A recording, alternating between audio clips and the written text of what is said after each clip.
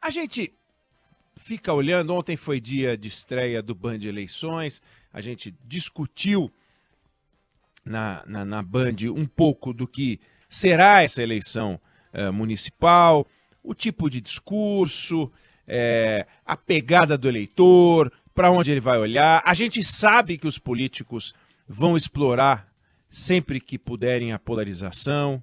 A gente sabe que o eleitor não é bobo e fica de olho nessa tal de discussão, fla-flu, e dizendo, eu quero o melhor para mim, eu quero o melhor para minha cidade, eu quero escolher aquele candidato que vai resolver os meus problemas. Eu não quero resolver os problemas deles, políticos. Eu quero que eles, na política, resolvam os nossos problemas. Só que a gente está num ambiente esquisito. Melhorar o Brasil, melhorar os estados, melhorar as cidades, para quê? Vamos xingar o Lula, vamos xingar o Bolsonaro, né? E é isso, polarização. Polarizadores, cidadãos, moradores das grandes cidades, das cidades médias, das cidades pequenas, porque é aqui que a gente mora, no nosso município, na nossa rua, no nosso bairro. O que estão fazendo pela gente aqui?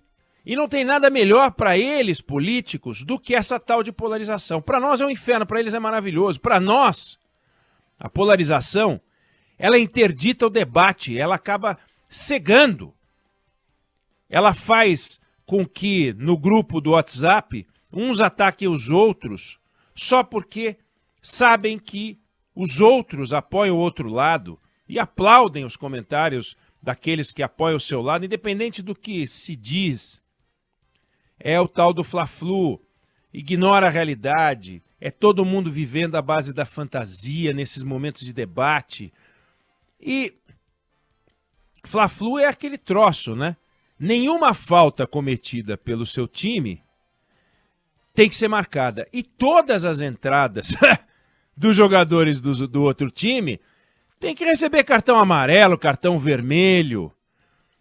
Então é um troço que fica muito esquisito quando a gente vê petista batendo palma quando o Lula diz que tem um tesão de 20 anos e acham ridículo quando o Bolsonaro entrega para o presidente da Argentina uma medalha com 3 Is, em que um dos Is é o I de imbrochável, e vice-versa.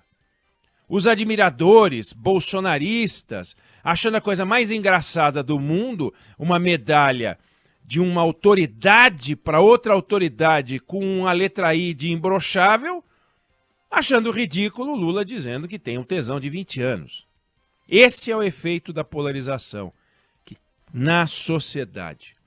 Agora, para os políticos, isso é maravilhoso. Se para a gente interdita o debate, para eles é um espetáculo, porque eles ficam desobrigados de dar explicações racionais para aquilo que eles fazem, para aquilo que eles não fazem. Então o Bolsonaro não tem que explicar por que ele levou para casa joias, relógios, que deveriam ficar no patrimônio público. Por que ele vendeu? Mandou vender? Eu não sabia de nada. Sabia. Está provado que sabia. Mas tudo bem, porque ele sabe que pode enrolar, que os apoiadores vão achar e vão bater palma, vão achar ok e vão bater palma. E o Lula pode continuar falando que a Lava Jato é uma farsa, que não teve corrupção, que a operação foi só um conjunto de exageros da Força Tarefa de Curitiba, que realmente cometeu exageros, mas nem por isso deixou de haver corrupção. Mas ele pode falar. Então, um não tem nada a ver com a corrupção, o outro não tem nada a ver com o roubo de joia, nada, esquece. E eles ainda fazem o discurso contrário. Peguei um país destruído. Então o Bolsonaro pegou um país destruído, o Lula pegou um país destruído, como se eles estivessem administrando a faixa de Gaza ou a Ucrânia pós-guerra. Não é verdade. Não é verdade. Aí para o 8 de janeiro não aconteceu nada lá. Só um bando de gente jogando pedra aqui, quebrando ali, não devia ninguém ser condenado. Para o outro, o 8 de janeiro foi o maior ataque às instituições da história da República, que não foi. Nem o 8 de janeiro é um nada, nem o 8 de janeiro é um tudo.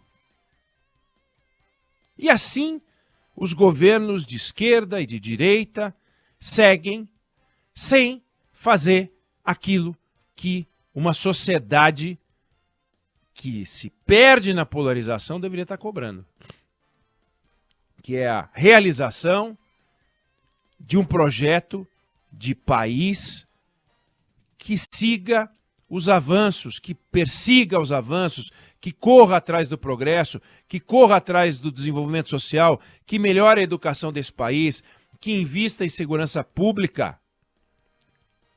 Mas não fazem isso e ficam lançando pedras fundamentais, que depois viram obras inacabadas, lançando programas com nome bonitinho, matando o nome bonitinho do governo anterior, do programa do governo anterior, e colocando um outro, batendo bumbo com realizações de Araque, e tudo segue como sempre, com uma educação que nos envergonha internacionalmente e nos envergonha nacionalmente. Como pode um governante achar que tudo bem o aluno não aprender a escrever e não saber fazer conta de matemática e nada muda? E tudo bem para esses caras. E todos dizendo que fizeram muito pela educação. Não fazem nada, com exceções. Com exceções. Está aí o Band Cidades Excelentes para mostrar que tem governante fazendo a coisa certa. Aí o governo anuncia um corte de 25 bilhões de reais no orçamento e bate bumbo dizendo que está transformando e cortando e na carne e não apresentou uma única conta confiável para a gente acreditar que deveria ser 25 e não 45 e 55 e 65. Não tem. E os deputados e senadores só se apoderando de verbas públicas. Metade dos recursos de livre destinação do Orçamento Geral da União nas mãos deles. Qual é a política pública por trás dos investimentos das emendas parlamentares? Nenhuma! Eles não estão nem aí. E aí a emenda termina numa obra que termina em corrupção. Ah, não é comigo, não tenho nada a ver com isso, porque eu sou do Legislativo, eu só reservei o dinheiro, a corrupção é coisa do Poder Executivo que fez a obra. Ah, mas a empreiteira é do amigo do deputado. Isso não tem nada a ver comigo. E a Previdência quebrada, fizeram uma reforma, e ela já está quebrada de novo. Mas não vamos discutir isso. Não posso reduzir ainda a aposentadoria? Não vamos discutir isso. Não podemos rever esses assuntos. Então é o seguinte, deixa rolar. É xingar o Bolsonaro, é xingar o Lula. E vamos que vamos. Reforma trabalhista. Como é que pode? Tem mais coisa para fazer. Como é que pode a folha de pagamento desestimular a contratação? Como é que pode eu ter que pagar 2 empregados para ter um? Porque um fica trabalhando e o outro é o dinheiro que eu dou para o governo. Melhorou, mas pode melhorar ainda mais. Mas aí vem o governo, o camarada que deveria cuidar do trabalho, ministro do Trabalho, acha que não tem que cuidar do trabalho. Ele acha que ele tem que cuidar dos direitos de uma casta sindical podre. E dane-se o trabalhador. E vem denunciar a precarização de mão de obra. Que precarização de mão de obra? Precarização de mão de obra é o que se faz quando se defende algo que é indefensável, que é a reforma trabalhista não deve seguir em frente. E a reforma tributária perdida em debates que não passam pela redução da carga tributária. A reforma tributária é um redesenho de uma carga alta e que vai continuar alta e vai até subir, porque se calculou a carga média dos últimos anos e vai subir, vai subir. Então, aquilo que deveria resultar em mais qualidade de vida, mais renda, mais trabalho, a gente não discute com clareza, porque se faz uma crítica, se se faz uma crítica ao governo, é coisa de bolsonarista, porque o governo agora é de esquerda. Do mesmo jeito que se a crítica fosse feita durante o governo Bolsonaro, era coisa de petista. E os idiotas que vão bater palma, aquela claque bolsonarista e aquela claque petista, os dois criticando a imprensa, criticando a crítica, sugerindo que tudo não passa de um jogo dos adversários. E não um debate de ideias, um desafio intelectual, porque eles não aceitam. E aí fica os políticos trocando o comando das cidades, trocando o comando do Estado, trocando o comando do país, uma hora à esquerda, uma hora à direita, blá, blá, blá, enquanto eles mudam de posição, num jogo de cena, a sociedade fica intocada. Os pobres continuam pobres, os bandidos continuam soltos e a economia andando de lado. Uma hora cresce um pouquinho mais e o governo vai dizer que fez todas as coisas para aquilo e ele é o responsável por tudo.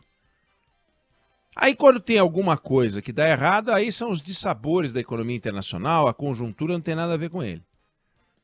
A criminalidade aumenta ou diminui, quando aumenta a culpa é dos traficantes. Quando diminui a virtude é da polícia. É uma piada. Então a gente tem que abrir os olhos, aproveitar para parar que tem eleição e abrir os olhos e falar, estão de novo nesse processo eleitoral querendo que a gente se perca na polarização para interditar o debate. A polarização é o que de pior tem para nós, mas para eles é maravilhoso, porque enquanto ficamos nós brigando entre nós, eles ficam se acertando entre eles. Eu não sei se você concorda, se você discorda, mas essa é a opinião que eu tenho sobre o assunto.